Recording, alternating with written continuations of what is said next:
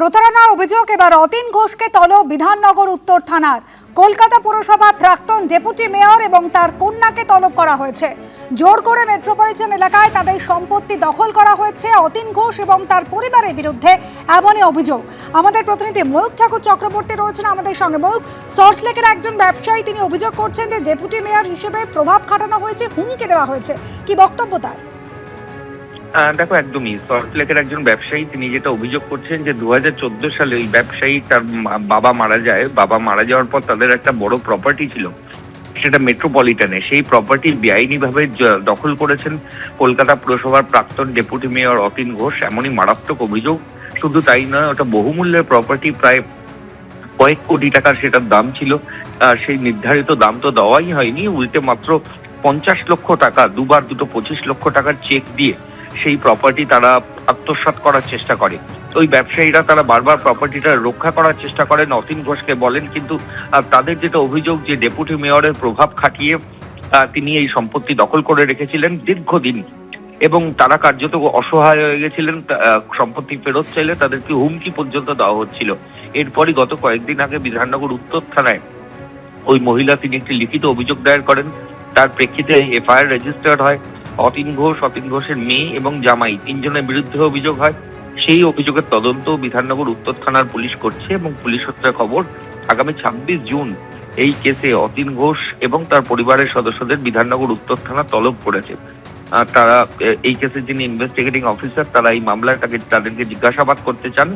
ওই অভিযোগকারিনী যেটা বলছেন যে দীর্ঘদিন তাদের এই সম্পত্তি দখল করে রাখা হয়েছিল, ডেপুটি মেয়রের প্রভাব খাটিয়ে অনৈতিকভাবে এই সম্পত্তি দখল করা হয়েছিল, এবং যখনই এই সম্পত্তি ফেরত পাওয়ার চাওয়ার কথা তারা বলতেন তখন তাদেরকে হুমকি দেওয়া হতো।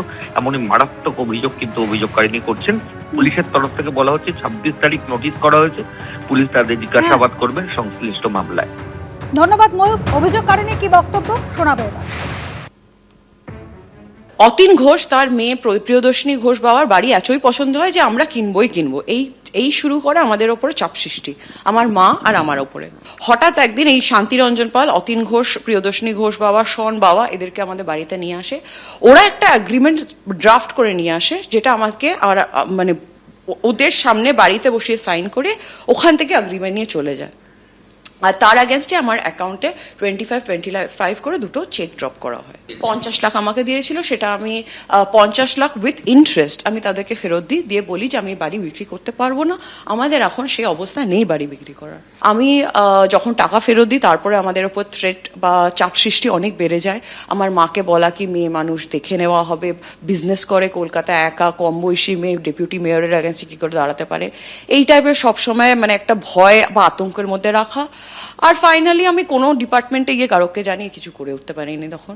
এখন ফাইনালি একটা কমপ্লেন জারি করেছি যে আমার বাড়িটা যদি আমি বাড়িটা কি ফাইনালি ওরা নিয়েছে, দখল করেছে? হ্যাঁ, অ্যাবসলিউটলি বাড়ি দখল করে ওরা প্রায় 8-9 বছর বসে আছে। আমি কত জায়গায় জানাতে চেষ্টা করেছি, মানে সিইএসসি থেকে শুরু করে সব জায়গায় জেনেছি যে আপনারা কি করে একটা মিটার ওদের নামে করে দিচ্ছেন, কি করছেন। কোনো সময় আমি কোনো রিপ্লাইও পাইনি, কোনো সাপোর্টও পাইনি, কারণ সবাই বলতো আপনি ডেপুটি মেয়রের সাথে লড়তে যাচ্ছেন। মঙ্গলবার বিধানসভার অধিবেশনে দেখা গেল নাটকীয় পরিস্থিতি। মুখ্যমন্ত্রীর বক্তব্যের একেবারে শেষ লগ্নে হঠাৎ হট্টগোল শুরু করেন ঋতব্রত তৃণমূলের বিধায়করা। তারা ওয়াকআউট করলেও শেষ পর্যন্ত ভিতরেই ছিলেন কালীঘাট তৃণমূলের বিধায়করা। বিধানসভায় এতদিন ছিল দুপক্ষ, শাসক আর বিরোধী, কিন্তু এখন বিরোধী তৃণমূলে আবার দুই পক্ষ, কালীঘাট তৃণমূল এবং ঋতব্রত তৃণমূল।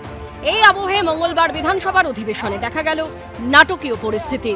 তৃণমূলের দুই শিবির নিশানা করল পরস্পরকে। তারপর মুখ্যমন্ত্রীর বক্তব্যের একেবারে শেষ লগ্নে ওয়াকআউট করল ঋতব্রত তৃণমূল।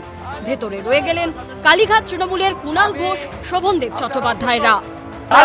তৃণমূল থেকে গেল, মাননীয় মুখ্যমন্ত্রীর বক্তব্য শেষ করতে দিন। আসল দাবি করা তৃণমূল পালিয়ে গেল, একটাকে বাঁচতে দেবেন না। আর যে আপনারা যেটা নারী নির্যাতন বলছেন, ঋতব্রত একটা লিখিত ভাবে দেবেন, আমরা ব্যবস্থা নেব, কথা দিলাম আপনাকে। মঙ্গলবার বিধানসভায় রাজ্যপালের ভাষণের উপর আলোচনা ছিল। বক্তব্য রাখতে উঠে বিজেপি সরকারকে ধন্যবাদ জানান বিরোধী দলনেতা ঋতব্রত বন্দ্যোপাধ্যায়। আমি সরকারকে এই কারণে ধন্যবাদ জানাবো যে আমাকে অন্তত সরকার হাউসের মধ্যে বলেননি যে 10 বছর মুখে লিউকোপ্লাস্ট লাগিয়ে বসে থাকতে হবে। যারা দুর্নীতি করেছেন, যারা অপরাধে অভিযুক্ত, তদন্ত হোক স্যার, কোনো সমস্যা নেই, কিন্তু যারা কোনো কিছু করেননি তাদের মিথ্যা মামলা কেন স্যার দেওয়া হবে? জবাবে 2021-এর ভোট পরবর্তী হিংসার প্রসঙ্গ টেনে আনেন মুখ্যমন্ত্রী শুভেন্দু অধিকারী। যে অত্যাচার আপনারা করেছেন 21-এ, এই অত্যাচার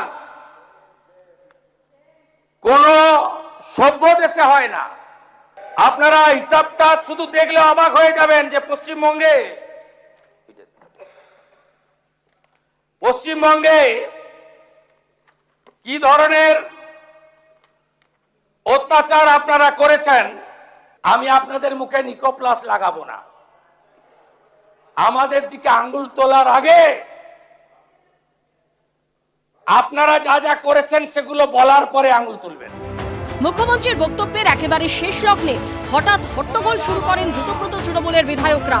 ওয়েলে নেমে পড়েন তারা। কোনো লাভ হবে না। আমরা জিতে এসেছি মানুষের জন্য, মানুষের কাজ করব, মানুষের কাজ করব। মাননীয় মুখ্যমন্ত্রীকে বক্তব্য শেষ করার সুযোগ দিন। মাননীয় সদস্যবৃন্দ, বসুন। মুখ্যমন্ত্রীর বক্তব্যের প্রায় শেষ লগ্নে এসে আচমকা ওয়াকআউট করেন ঋতব্রত তৃণমূলের বিধায়করা। পালান পালান পালান পালান, শুনতে খারাপ লাগছে, পালান। সবাই যাবে তো? সবাই যাবে? যান যান যান যান যান, হয়ে গেছে, শুনতে খারাপ লাগছে, যান যান। অধিবেশনে থেকে যান কালীঘাট তৃণমূলের কুণাল ঘোষ, শোভনদেব চট্টোপাধ্যায়রা। মাননীয় সদস্যগণ, আপনাদের কাছে অনুরোধ, আপনারা বসুন। তৃণমূল থেকে গেল, মাননীয় মুখ্যমন্ত্রীর বক্তব্য শেষ করতে দিন। থেকে গেল, আসল দাবি করা তৃণমূল পালিয়ে গেল। কালীঘাট তৃণমূল থেকে গেল, আর আসল তৃণমূল দাবি করা পালিয়ে গেল। ঋতব্রত বন্দ্যোপাধ্যায়রা কক্ষ ছাড়ার পর তাদের বিরুদ্ধে সরব হন কুণাল ঘোষ। অনারেবল চিফ মিনিস্টারকে বলবো, চিফ মিনিস্টার যা যা অ্যাকশন নিচ্ছেন পূর্ণ সমর্থন করছি, কিন্তু কিন্তু কিন্তু যারা যারা যারা যারা হঠাৎ তৃণমূলের সঙ্গে ঝগড়া করে বাঁচার চেষ্টা করছে তাদের বিরুদ্ধে অভিযোগ থাকলে একটাকে বাঁচতে দেবেন না, একটাকে বাঁচতে দেবেন না। আর যে আপনারা আপনারা আপনারা আপনারা যেটা নারী নির্যাতন বলছেন, নারী নির্যাতন বলছেন, ঋতব্রত একটা আপনাকে আমি বলবো, ঋতব্রত, মাননীয় ঋতব্রত ব্যানার্জি, মাননীয় সন্দীপন শাহ অভিযোগ করেছিল, পুলিশ ব্যবস্থা নিয়েছে। আপনারা যদি ওদের বিরুদ্ধে কোনো চুরি, দুর্নীতি, ত্রিপল লুকিয়ে রাখা, অবৈধ সম্পত্তি করা, যদি কোনো তথ্য থেকে থাকে লিখিতভাবে দেবেন, আমরা ব্যবস্থা নেব, কথা দিলাম আপনাকে।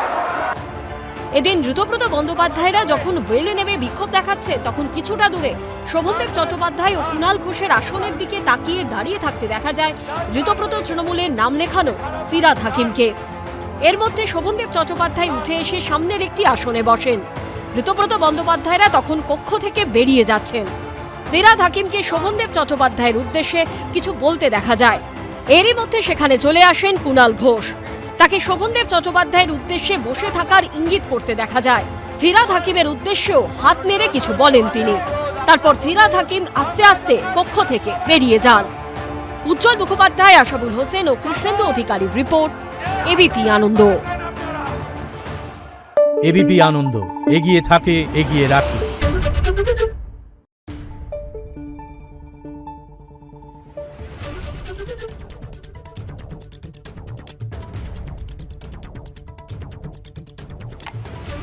Thank you.